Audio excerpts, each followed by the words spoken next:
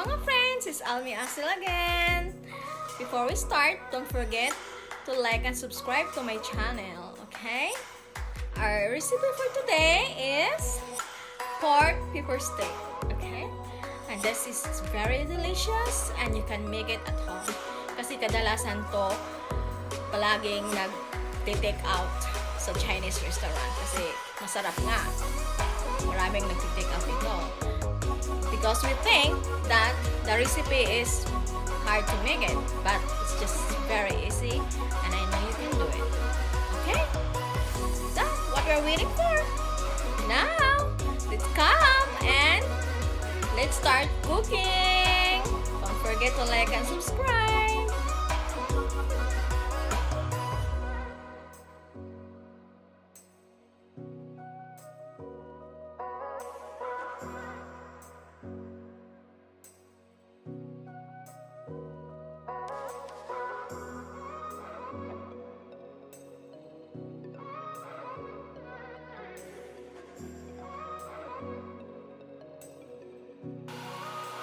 Okay, we're going to cut our bell pepper and we're going to cut into cubes. And I don't have green bell pepper, so I use the orange one. And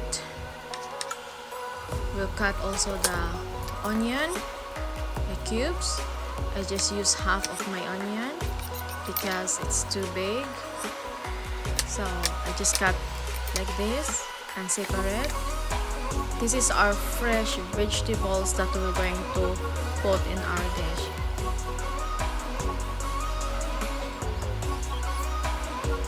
See, nice. So, chopping our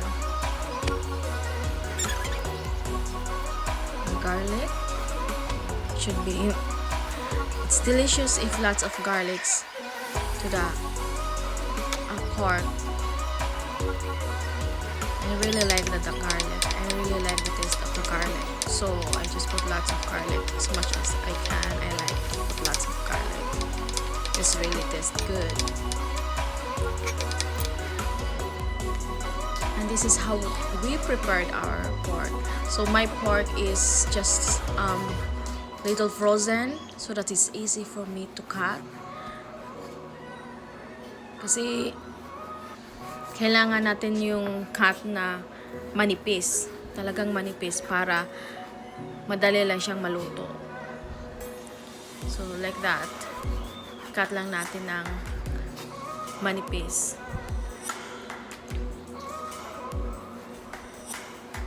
It's easy pag yung pork natin is a little frozen. Hindi naman yung matigas talaga. Yung frozen yung ganyan kanipis. Ganito kanipis. Yan. So, I will continue slicing this one.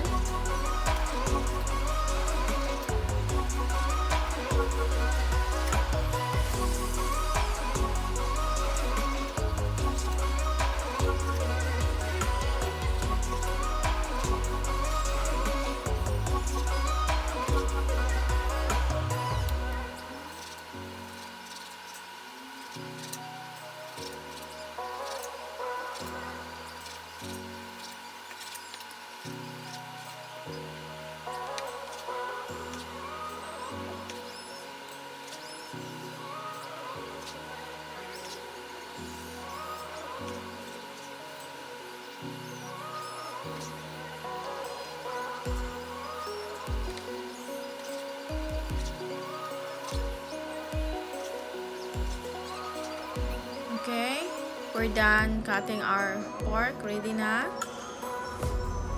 This is how we prepare our sauce. 1 cup of water with pork cubes or 1 cup of broth.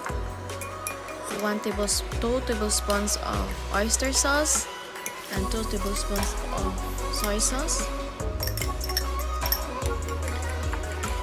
And we also add 1 tablespoon of cornstarch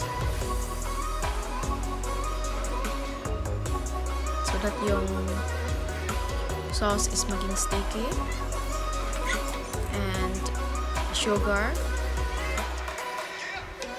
optional lang po kung gusto nyo a little matamis, little, kung gusto nyo lagyan nyo ng sugar o hindi. Pakuluan na natin yung pork natin para maging malambot. Boiled na yung water na nilagay ko. So, we will boil the pork for 2 to 3 minutes. Then, kunin na natin sa wok. Okay, after 3 minutes, get my pork and set aside. Tapos, pwede nyo gamitin tong, yung sauce niya, yung broth niya, dun sa sauce na ginawa natin. Pwede mo rin ito gamitin. So, okay, ready na? So, lagay na natin yung oil. Kasi, mainit na yung wok ko. Tapos, lagay na natin yung pork. Kasi, maluto na to, right? So, ready to cook. Boil this for 3 minutes. So, at manipis, so luto na talaga to. So, lagay lang natin. Gisa lang natin. Tapos, lagay lang natin yung onion na maliliit.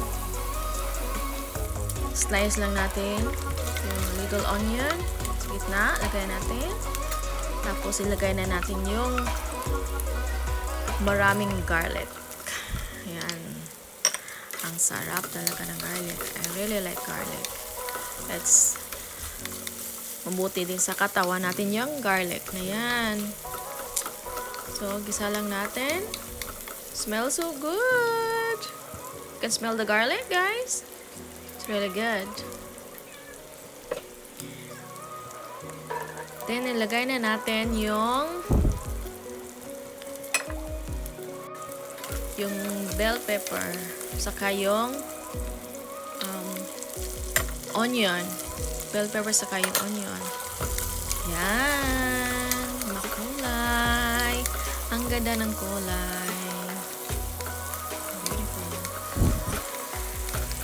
Ang bango. Gutom na ako. See? Ang sarap talaga guys nito. Yan. Lagay na natin yung sauce. Yung prepare natin kanina. And hinaan lang natin yung fire. Kasi lagay lang natin sa medium kasi madaling mag-sticky yung sauce kasi may cornstarch. So just mix it and wait until the cornstarch will really sticky. Just mix this for 1 minute or 2. Yung gusto na nyo yung ano niya, yung stickiness niya. Yung gravy niya. Kumbaga, yung gravy niya. Okay, ito na. Luto na to guys. Ready to serve na to. Gusto ko na to. Yummy! So yummy. O, ito na guys. Yeah! Yum! Ready na. I'm so excited. Naamoy na ng asawa ko. Sabi niya, honey, dinner is ready? Yeah, it's really ready. Yum! So yummy!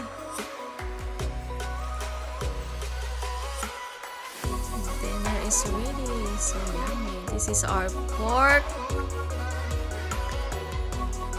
pepper steak. Okay? Looks so yummy, guys. Nagutom ba kayo? So, if you like this video, please don't forget to like and subscribe to my channel. Amy Some Living. Thank you for watching. Bye-bye.